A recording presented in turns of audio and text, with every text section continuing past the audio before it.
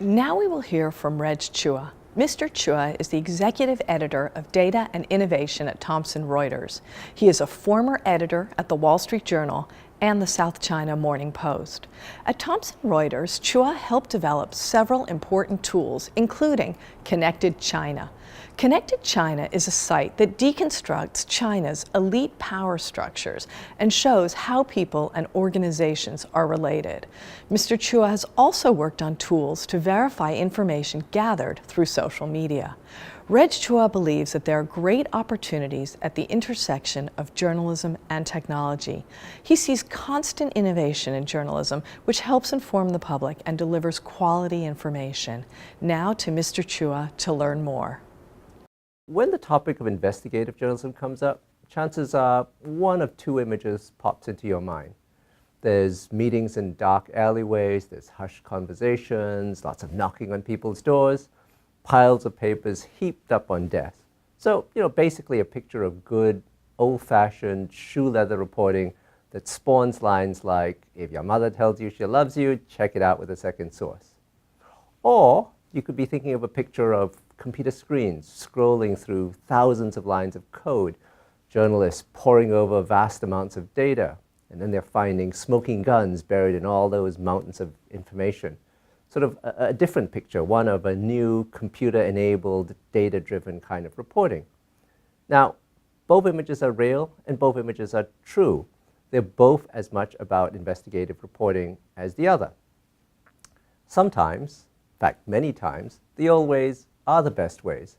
And certainly no one does investigative reporting purely based on computers and data analysis without talking to any real people. But investigative journalism and journalism in general has always had a measure of innovation in its DNA. From using carrier pigeons in the 1850s to carry messages faster than trains, to deploying computers to prove discriminatory lending in Atlanta a century and a half later, journalism has generally adapted to new methods, techniques, and technologies to keep pace. And if anything, that pace of change is now really accelerating. And why is that? Well, one factor is simply that computers are much more powerful, have much more capabilities than they used to. And that means we can take on much larger data sets, we can analyze them much more quickly, and we can use much more complex and sophisticated methods of analysis. And that leads to the second factor, the massive proliferation of data. Not just the official public data, more and more of which is more easily accessible in digital form, but also the vast amounts of data that's being created every day. So think about it. Every social media post is a bit of data. Every location coordinate your phone gives off, that's a piece of data. Every email message you send is a piece of data. All this data and data exhaust, which is created in digital form, so it's relatively easy to ingest and process, is flooding the world and offers up potential new avenues of investigation and analysis. And on the flip side of that, that conjures up real questions about privacy and then the specter of algorithms that we don't fully understand being in charge of many parts of our lives. So there's a lot going on, and much of it very recently changing. And who knows what will happen in another decade or two. After all, who could have predicted Google or Twitter or Facebook not that long ago? The world has dramatically changed already in so many ways over the last decade, and I'm sure it will continue and probably speed up. But let's take a look at some of those changes and how they've enabled better and deeper reporting. I sort of think of these in a number of buckets. There's new sources, there's new tools, there's new ways of analysis, there's new forms of storytelling and presentation, and even new standards of proof. So as we go over this list, it's not comprehensive, of course, but it's sort of a quick flavor of how journalists are embracing this brand new world. So let's talk about sources first. Social media is probably one of the biggest news sources, and sort of adjacent to that is crowdsourcing, which is in effect going out and asking the social media world to give you information.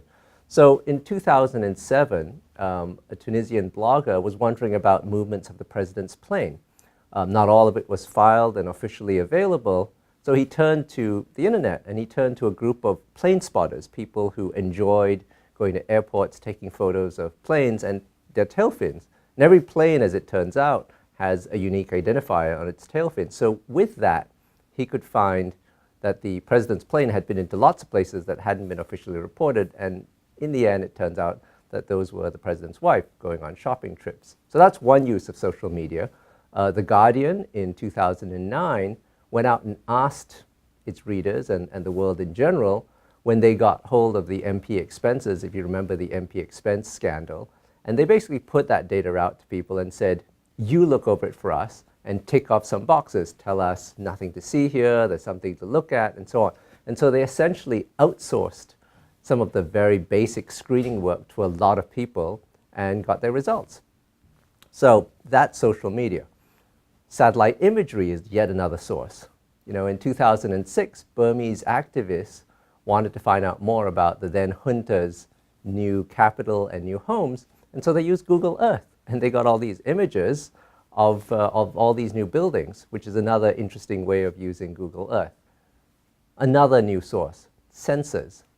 So Reuters did a story 2 years ago called Water's Edge, where they looked at the impact of rising sea levels, not the projections of where sea levels would go, but the immediate here and now impact of how rising sea levels was affecting coastlines and countries.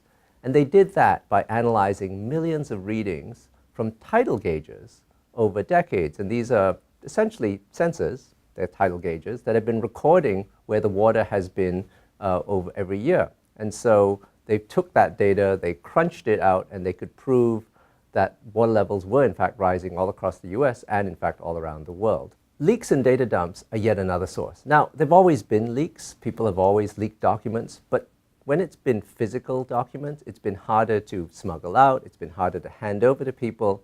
Digital data has changed all of that. Now you can take huge data sets and you can leak them very easily. You can hack them as well, as has happened with Sony. And then once you get the documents, in some cases millions of documents, you can analyze them much more quickly. So one of the best examples of this, of course, is Edward Snowden, who took all these NSA files and handed them over. So leaks are becoming much more of a thing these days. There's also drones.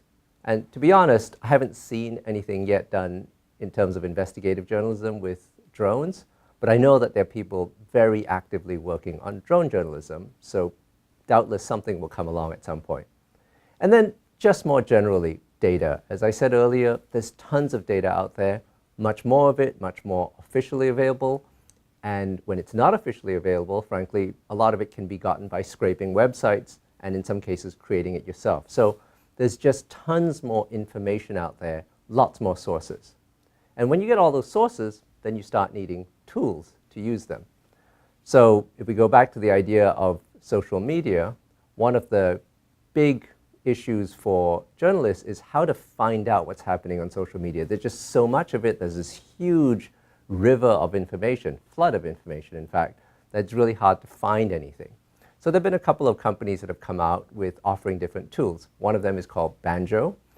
It's based on the idea of location and image recognition. And so what they've done is they've divided up the world into millions of sort of football-sized rectangles, and they locate tweets and other social media postings from within those areas. They understand what's a normal level of activity, and when that activity level changes, they flag you to it. They've also got image recognition software, so they can start to see when things look like fires or explosions and so on, and they can tell you about that too. So that's an interesting, relatively early stage development, but I can see how that's going to become more of a journalist tool. There's another company called Data Miner, and they're working essentially around what they'd call event detection. Again, they'd look at Twitter, and they would start to cluster events as people started tweeting about something. You know, for example, the Brussels bombing. And then they will flag you to that, and they will let you look for the original tweets, find out who was tweeting, get some background about them. Again, another tool that I think is going to become much more of a basic part of a journalist toolkit. And then when you've got lots of data, and then you need to be able to sort of understand it very quickly, there's a whole series of tools that have come up. One of the most basic things you need to do is to be able to, I guess we'd call it, extract entities. In other words, if I give you a big set of documents and I say, sure, I can search for it for something, but what do I know what to search for? What's inside it? Well, there's a tool called OpenCalais, which is free, that basically finds people, places, names, and even concepts in large document sets. You basically take your document, you drop it in Calais, and it extracts out all of those things that are in there. And so you can find that there are names of people that you might not have expected in those documents, and then you can start looking for them, reading about why they're in that document. OpenCalais powers something called Document Cloud, which is basically a document sharing and annotation tool. So what it does is it allows journalists who are working on projects together, and often investigative journalists are working as groups these days, allows them to post the documents they have into a secure area, allows them to read them together, allows them to annotate them as they go through and say, look at this, check that out. It helps with optical character recognition, so it takes PDF files and can turn them into text files. And of course, with OpenCalais, it allows entity extraction so you can find out who's in those documents. And Document Cloud itself powers something called Overview. So you can see there's a bit of a theme of building on top of tools. So Overview is essentially a text analysis and topic categorization tool. What it does is it takes large document sets, it drops them in, it breaks them up into topics and concepts, and then it collects them together, it streams them into sort of various little rivers of information, if you like, and you can go in and you can start following through where a particular topic is going. So it's very useful when you've got a huge document set, you're not really sure what's in it, and you can start getting a really quick and broad idea of what's there. And of course, you still have to do the hard work of going in and actually reading the documents, but it really helps you get through stuff much more quickly. And once you've got that data, then of course you have to analyze it. And there's lots going on here. There's just your general tools that you can use. SQL helps you query databases, R helps you visualize data. But I just want to talk about a couple of them. One of them is machine learning, which really helps you sort of categorize information, especially when you don't have a good sense of what it is. So again, we at Reuters did an analysis of Supreme Court dockets and used machine learning to sort of categorize those dockets into topics and types of lawsuits and so on. And with that, we managed to sort of identify the law firms that were disproportionately getting in front of the Supreme Court, and as a result, having an outsized influence on where the legal agenda was going. Another area where things have changed is collaboration. Now, investigative journalists were often very lone wolf type people. And even the news organizations they worked for were very closed shops, where they were very competitive. They didn't want to know they didn't want other newspapers to know what they were doing. That's all started to change. We've seen now the New York Times work with The Guardian, the New York Times work with ProPublica. But probably the biggest example of how this world has changed is with the Panama Papers. And that just brought in a completely new scale of collaboration. Hundreds of journalists from dozens of news organizations working together in secret for over a year to process and understand and report out a huge data dump, 2.6 terabytes of data, millions of documents. And the result was they turned out dozens, hundreds of great stories and released them all on the same day. And they kept it all secret for a year. That was an amazing process, an amazing achievement, and I think sort of shows where some of the world of investigative journalism is heading towards. So now you've got your story, you've done your analysis, now you need to present it. And there's tons going on in this space as well. There's virtual reality, there's augmented reality, there's lots more sophisticated interactive graphics. I'm just going to mention two interesting examples. One is data visualization. About 3 years ago, we built something called Connected China at Reuters. And that was a way to show the path of power, how it flows in China through people, relationships, their promotion path. We collected all that information over 18 months, and then we worked with a renowned designer to be able to come up with a way of showing that information, presenting it. In fact, we came up with multiple visualizations, one showing relationships, one showing the path of promotion, and another one showing, if you like, an interactive organizational chart of the Chinese government. It was really a very different way of presenting a lot of information and allowing readers, users, to sort of explore that information in their own time, in their own pace. So data visualization is certainly becoming a much bigger thing. And then there's a sort of a slightly different aspect to presentation of information, and this is still not yet a big thing, but I suspect will start to become more of a big thing, and this is news games, which is to say building out simulations, allowing people to get more immersively deep into a story or an idea. So in 2009, Wired magazine built a simulation of what it would be like to be a Somalian pirate. Now, this was to accompany a story told from the other side, what it was like essentially when your ship got taken over by pirates. But by allowing people to look at both sides of the story, it let readers get into the issue in a brand new way. They sort of understood the dynamics of what it meant to be a pirate and to understand what the pressures were and why they did things a certain way. Was it actually sort of journalism in the sense of giving you absolute facts about a story? No.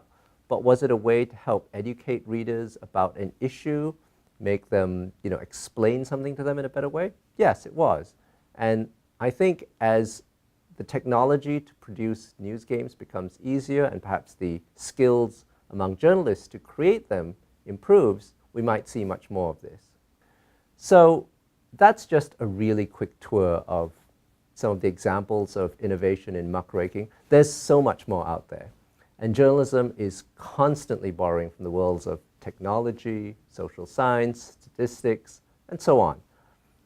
But I guess a cautionary note, even as we adopt all these new tools and these new methods, what remains, or what should remain, is a commitment to accuracy and verification, to fairness, and most important of all, to uncovering information in the public interest. Without that, all of this, it's something, but it's not really investigative journalism.